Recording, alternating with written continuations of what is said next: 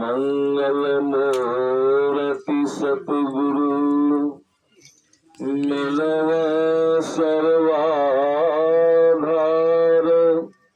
मंगलमय मंगल करण विनव बारंबार।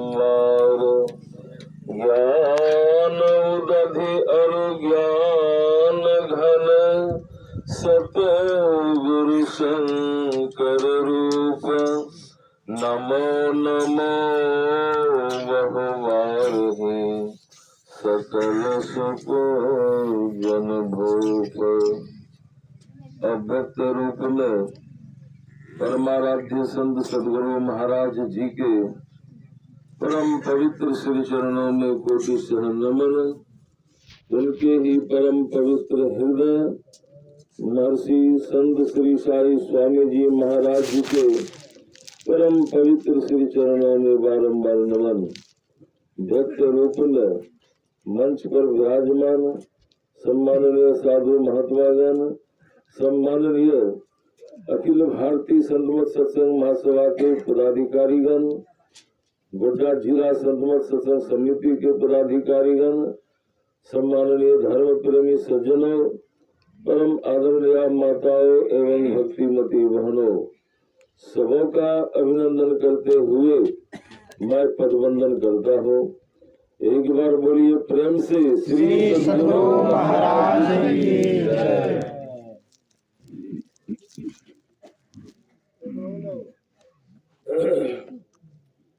मुझे याद आ रही है, क्या लगता है इसी प्लॉट पर एक बार जिला वार्षिक हुआ था 2000 में मैं भी आया था संत सदगुरु साई स्वामी जी महाराज के साथ में, और मुख्य आयोजक थे।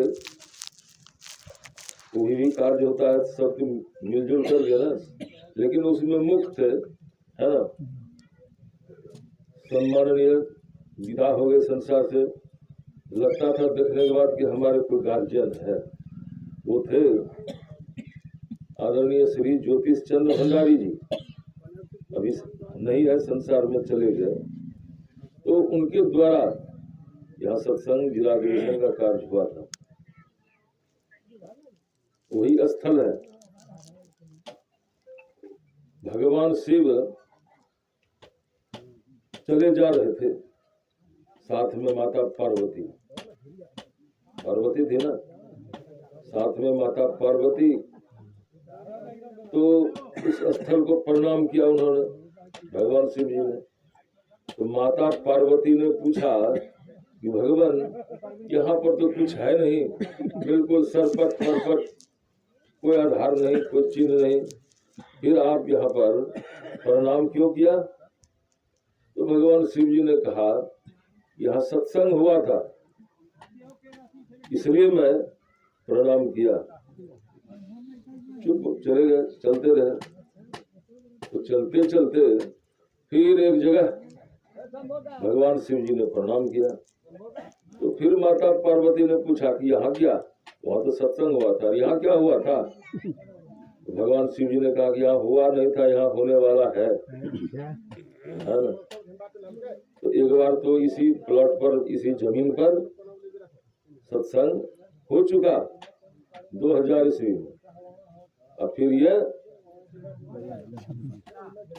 2000 ईस्वी में हुआ था जी। ये 2026 ईस्वी में होने जा रहा है। इसके बीच में भी 18 में भी हुआ होगा। हम उसमें आए सत्यानंद जी। हाँ, सत्यानंद स्वामी जी भी आए थे। तो सत्संग की बहुत बड़ी महिमा है। यह तो ब्रह्मानंद जी महाराज की वाणी में आया है कि संसार में जितने धर्म कर्म हो रहे हैं ना, जितने सारे धर्मानुष्ठान लोग कर रहे हैं, तो सभी धर्मानुष्ठानों का, सभी कर्म धर्मों का सार है। ब्रह्मा जी ने कहा कि सत्संगत जग सार साधो, सत्संगत जग सार। ऐसा सत्संग और ये सत्संग होने जा रहा है कै तारीख को? 17-18 फरवरी 17-18 फरवरी फरवरी। 2026। उसी का आज शुभारंभ ध्वजारोहण होगा, भूमि पूजन होगा। आज से इसका कार्यक्रम है ना आरंभ हो गया, शुभारंभ। आज भूमि पूजन है, बहुत अच्छा दिन है। तो मेरे कहने का मतलब है कि सत्संग से इतना लाभ, सत्संग में इतना लाभ है उतना किसी संसार के पुराने पदार्थों में लाभ नहीं है। वो लाभ क्या है?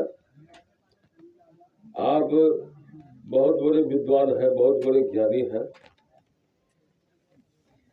ठीक है, तो उस ज्ञान से आपको लाभ होने वाला नहीं है। जो लाभ की सत्संग से होता है वह लाभ इस संसार का जो ज्ञान है ना, विषय ज्ञान, आँख कान नाक जीवा त्वचा, इन इंद्रियों के द्वारा संसार के विषयों का ज्ञान करते हैं। लेकिन सत्संग के जो द्वारा ज्ञान होता है उस ज्ञान से बहुत बड़ा लाभ। कबीर साहब की वाणी में है कि इस सत्संग में लाभ बहुत है। तो कौन सा लाभ? तो तुरंत मिला में गुरु से।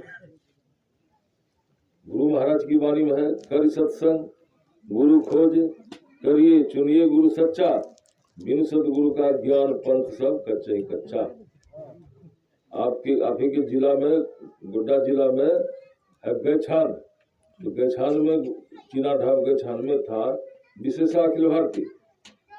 वहाँ स्वामी अमोदानंद जी महाराज हैं, उन्होंने मुझे बुलाया था। मंच किस मुंह से होगा, कैसे कितना फीट लंबा चौड़ा बनाया जाए, तो मैं गया था। सवेरे सवेरे उस प्लेटफॉर्म में घूम रहा था तो एक मुसलमान भाई उधर से बधना हाथ में लिए चले आ रहे थे। गए होंगे क्रियाक्रम करने, चले आ रहे थे। पूछा कि बाबा जी इतना खम्भे छुट्टी करवा रहे, क्या हो गया? तो मैंने उनसे कहा यहाँ हॉस्पिटल खुलने जा रहा है। तो इतना बड़ा क्षेत्र में हमने, तब इसमें इतना बड़ा क्षेत्र, इसमें बहुत रोगी लोग आएंगे, बहुत रोगी लोग। चुपचाप सुना।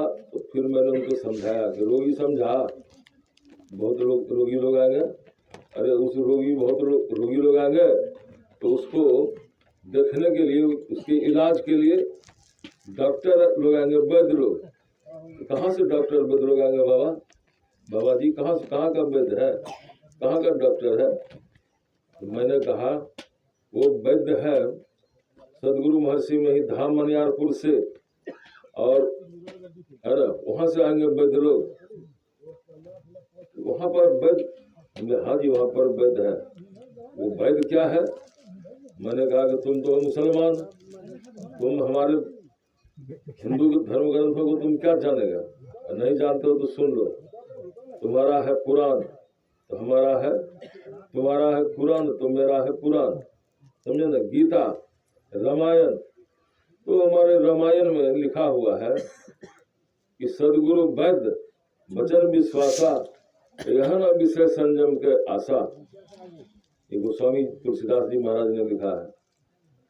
सदगुरु वैद्य जो आएंगे वो इलाज करेंगे। वो क्या इलाज करेंगे सो भी सुन लो। बहुत बड़ी संख्या में जो लोग आएंगे ना, तो वो लोग नहीं, वो तो पशु आएंगे, पशु लोग।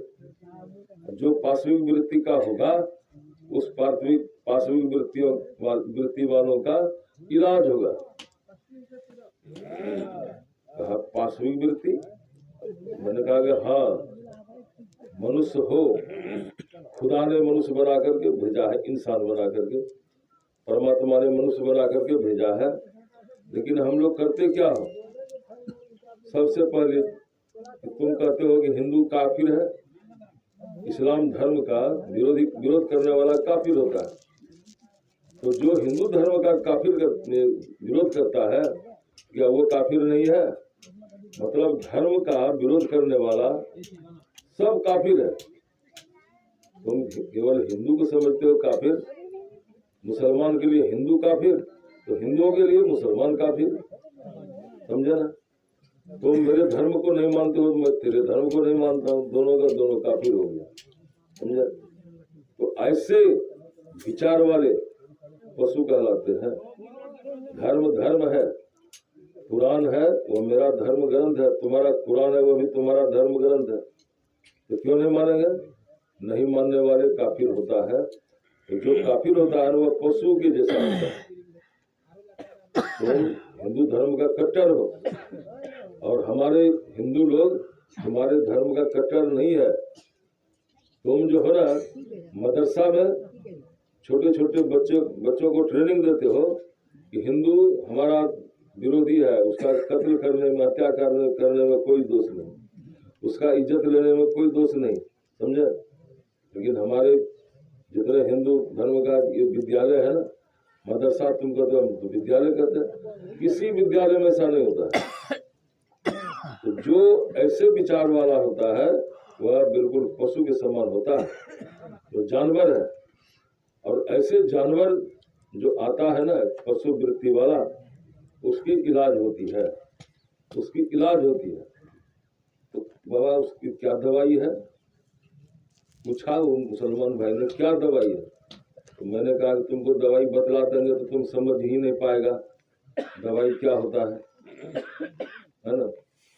मैंने उसको समझाया जिस तरह से तुम्हारे धर्म में बहुत शिक्षा ज्ञान दिया जाता है ना, उसी तरह का वैसे ही हमारे जो सदगुरु हैं उनके शरण में जो आता है, कौन आता है? जो पथच्युत है, पथ सही रास्ते से गिरा हुआ है ना, सही रास्ते से गिरा हुआ, जो गलत रास्ते में चलने वाला होता है, ऐसे जो आता है, जो बिल्कुल सर रहा है, गल रहा है, पच रहा है, समाज में कोई किसी को उसको पूछने वाला नहीं है, ऐसे लोग जो आते हैं ना हमारे वैद्य संत सदगुरु के पास, वो क्या करते हैं? वो क्या बतलाते हैं?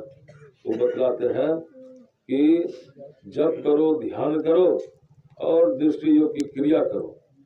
हमारे ये बाबा बड़ा अच्छा से समझाते हैं उर्दू में, जप ध्यान और दृष्टि योग की क्रिया, समझे, क्रिया करो। और इसके साथ जिस तरह से डॉक्टर रोगियों को देखता है ना, दवाई लिखता है और सेवन विधि बतलाता है, पथ परहेज भी बतलाता है। तो उसी तरह से हमारे जो सदगुरु वैद्य हैं वो दवाई बतलाते हैं, सेवन विधि भी बतलाते हैं और पथ परहेज भी बतलाते हैं। वो दवाई क्या है? तो जप है, ध्यान है, दृष्टि योग की क्रिया है, समझे। और सेवन विधि, सेवन कब कब, किस किस समय, तो जिस तरह से डॉक्टर बतलाते हैं ना रोगियों को, उसी तरह से हम तो बहुत बड़ा रोगी है ना, पासवी वृत्ति है, इस वृत्ति में रहेंगे, शरीर छूटेगा तो संसार में पशु जोनियों में जाएंगे, 84 लाख जोनियों में।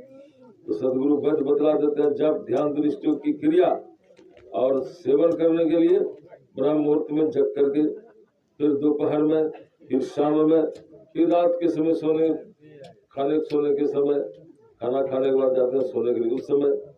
ये 4 समय है ये औषधि सेवन करने का। और पथ परहेज है, पथ परहेज के लिए डॉक्टर बतलाता है कि ये खाना है, ये नहीं खाना है, वो खाना है, वो चीज नहीं खाना है। तो पथ परहेज करते हुए दवाई का सेवन करता है तो वह जो रोगी होता है ना, वो उस शरीर की रोग चला जाता है, शरीर के रोग, है ना। उसी तरह से पथ परहेज में बतलाया गया है कि सदाचार, सत्संग, सतगुरु, समझे ना, ये तीनों संबल लेकर करो भजन, विश्वास सुदृढ़ कर, अंतर्मुख हो चित्त देकर। सदाचार, सतगुरु, समझे ना, सत्संग, ये आधार है।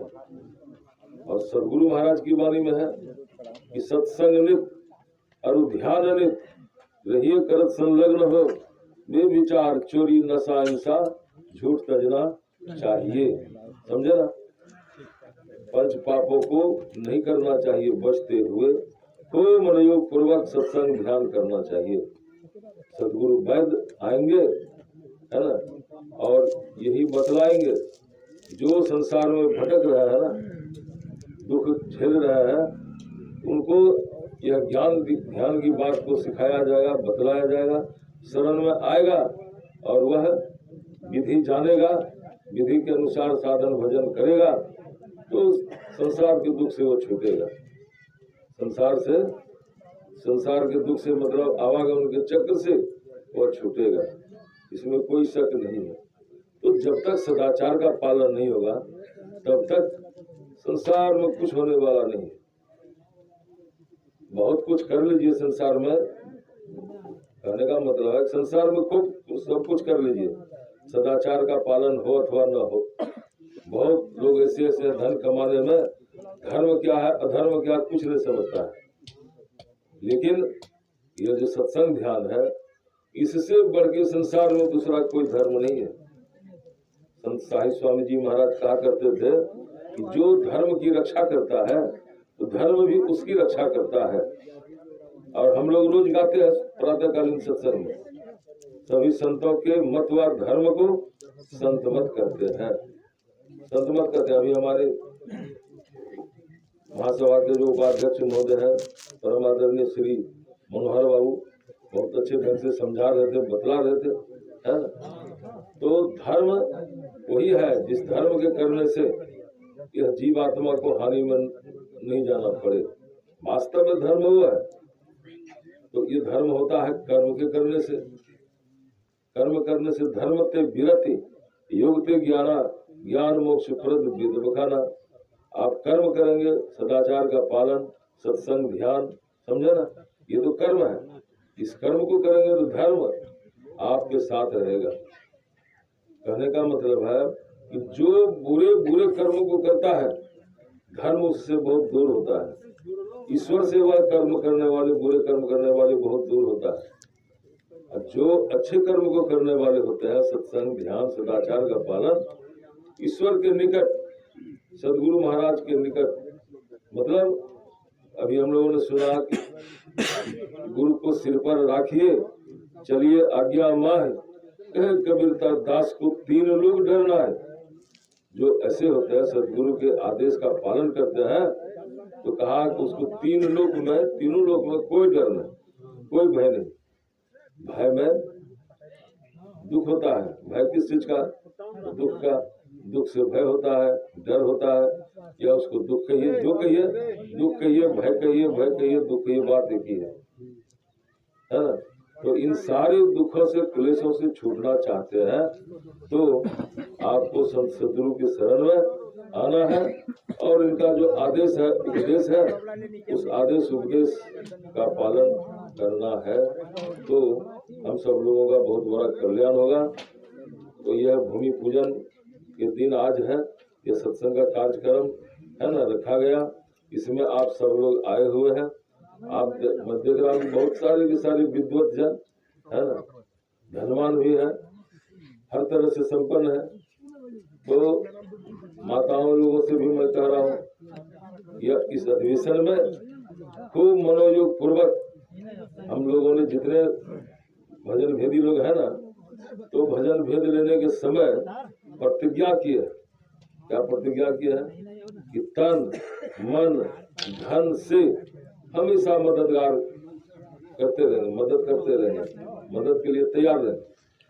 तो ये गुरु महाराज का यानी परमात्मा का निज अंग है सत्संग। ये जो सत्संग होने जा रहा है तो आप सब लोग तो तन मन धन से मदद करेंगे, ईश्वर सदगुरु महाराज बहुत खुश हो जाएंगे, बहुत खुश होंगे। और ईश्वर को, सदगुरु महाराज को खुश करना साधारण बात नहीं है। ये खुश हो जाएंगे तो आपका जीवन धन्य हो जाएगा, न्याय हो जाएगा। तो मेरा यही निवेदन है आप लोगों से कि सब ये सर्वा ग्राम वासियों से मिल करके करवा रहे हैं और ग्रामीण लोग बहुत आए हुए मैं देख रहा हूँ। तो आप सब लोग भी है ना वो अपना सत्संग समझ करके सहयोग करेंगे, बहुत बड़ा लाभ होगा। बोलिए प्रेम से श्री सदगुरु महाराज की जय।